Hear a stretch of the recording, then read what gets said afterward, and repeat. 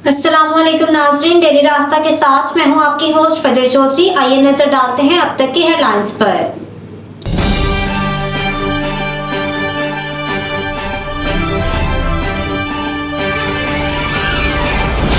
जमीयत उलमा इस्लाम की जानिब से नौ मुंतखब वज़ीर आला खैबर पख्तूनख्वा सुहेल अफरीदी के इंतखाब का अमल चैलेंज कर दिया गया। JUIF के रुकन सूबाई असम्बली लतीफ़ुर रहमान ने पेशावर हाई कोर्ट में दरख्वास्त दायर कर दी। दरख्वास्त में मौक़िफ़ अपनाया गया कि अली अमीन गंडापुर का इस्तीफ़ा मंजूर नहीं हुआ और दूसरे वज़ीर आला का इंतखाब हो गया। नौ मुंतखब वज़ीर आला सुहेल अफरीदी के इंतखाब का अमल गैर कानूनी और गैर आइनी करार दे दिया गया। JUIF की जानिब से दरख्वास्त में इस्तदा की गई कि सुहेल अफरीदी के बतौर वज़ीर आला के इंतखाब के अमल को लाअदम करार दिया जाए। वाज़ेह रहे कि गुज़श्ता रोज़ मोहम्मद सुहेल अफरीदी खैबर पख्तूनख्वा के नए वज़ीर आला मुंतखब हुए थे, जबकि अपोजिशन ने असम्बली से वॉकआउट किया था। खैबर पख्तूनख्वा असम्बली का इजलास स्पीकर बाबर सलीम सवाती की ज़ेर सदारत हुआ, जिसमें सुहेल अफरीदी को 90 अरकान सूबाई असम्बली ने मुंतखब किया था।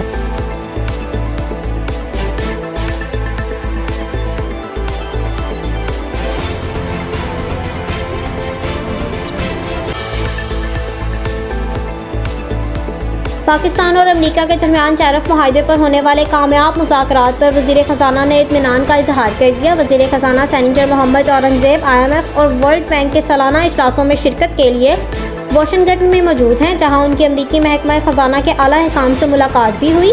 इस हवाले से जारी होने वाले एलामिये के मुताबिक पाकिस्तान के मजबूत मुआशी इशारियों पर वज़ीर ख़जाना ने ब्रीफिंग भी दी। अमरीकी कंपनियों को तेल और गैस, मादनियात, ज़राअत और IT में सरमायाकारी की दावत भी दी गई। US पाकिस्तान बिजनेस कौंसिल के रहनुमाओं और अरकान से वज़ीर ख़जाना की मुलाकात हुई, जिसमें मौशियत के इस्तेहकाम और निजी शोबे के कायदाना किरदार पर जोर भी दिया गया। एलामिये में अमरीकी हुकाम से तजारती मुआहदे को पाकिस्तान के लिए अहम संगे मेल करार दिया गया, जबकि रिकॉर्डिंग मनसूबे के मालियाती मामलात जल्द अज जल्द तय करने पर भी इतफाक़ किया गया। अलावा IMF के रीजनल नायब सदर रिकार्डो पोलिची से भी वज़ीर ख़जाना की मुलाकात हुई, जिसमें इस्लामाबाद में IFC के इलाकाई दफ्तर के क़याम का खैर मकदम भी किया गया।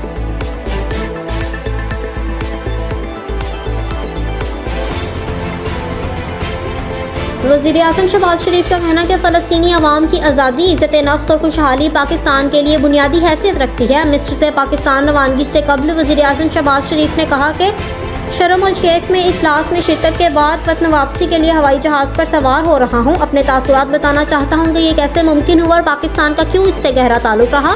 वज़ीर आज़म का कहना कि पाकिस्तान की सबसे बड़ी तरजीह गज़ा पर मुसल्लत नस्लकशी के फौरी खात्मे की थी।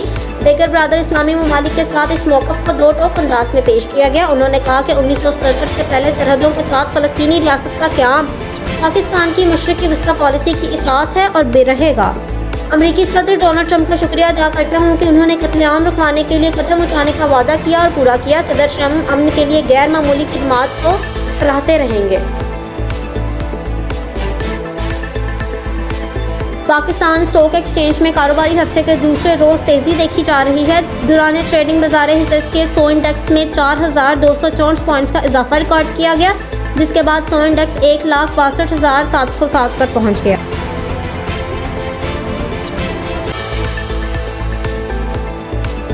वज़ीर आला बलोचिस्तान मीर सरफराज बुगटी का कहना कि सिक्योरिटी फोर्सेस ऐसे इलाकों में कार्रवाइयाँ कर रही है जहां दुश्मन और दोस्त की पहचान मुश्किल है। कोयटा में 17वीं नेशनल वर्कशॉप बलोचिस्तान के शरका से खिताब करते हुए सरफराज बुगटी ने कहा कि वाज़िया दुश्मन के खिलाफ कार्रवाई आसान है, अंदरूनी सिपों में मौजूद दुश्मन से निमटना मुश्किल है। दहशतगर्दी से निमटने के लिए CCD के इस्तेदाद में इजाफा किया जा रहा है। CTD के लिए 10 करोड़ रुपए मुख्तस कर दिए गए हैं। सरफराज बुगटी ने कहा कि बलोचिस्तान में शोर्श नहीं बल्कि अलहदगी के नाम नहाद तहरीकें हैं। मुल्क दुश्मन अनासर का मकसद पाकिस्तान को नुकसान पहुँचाना और तकसीम करना है। बलोचिस्तान में गैर मतवाज़न तरक्की का गलत तासुर जानबूझ कर पैदा किया गया।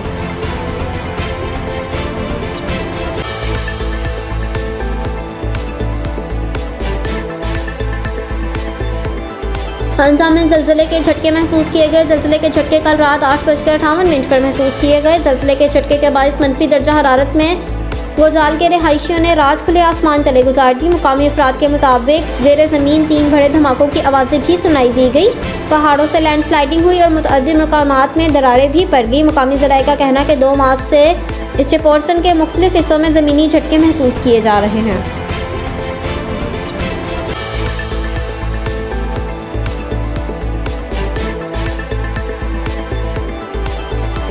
अमरीकी सदर डोनाल्ड ट्रंप ने तकरीर के दौरान एहतजाज करने वाले इसराइली रुकन पार्लियामेंट का बयान सामने आ गया। इसराइली रुकन पार्लियामेंट ओफर किसाफ ने डोनाल्ड ट्रंप के खिताब के दौरान एहतजाज पर वजाहती बयान जारी करते हुए कह दिया कि मैं और मेरे दोस्त ने फ़लस्तीन को तस्लीम करो का पैगाम लहराया था। हम खिताब में खलल डालना नहीं, इंसाफ का तकाजा कर रहे थे। ओफर किसाफ ने कहा कि खिते में अमन इसराइली के शाना बेशाना फ़लस्तीनी रियासत के क़याम से ही मुमकिन है। ख्याल रहे कि अमरीकी सदर डोनाल्ड ट्रंप की इसराइली पार्लियामेंट में तकरीर के दौरान एहतजाज करने वालों ने एमन ऊता और ओफर किसाफ शामिल थे। दोनों अरकान ने ट्रंप की तकरीर के दौरान मुदाखलत की थी, जिसके बाद सिक्योरिटी एहलकारों ने दोनों को ऐवान से बाहर निकाल दिया था।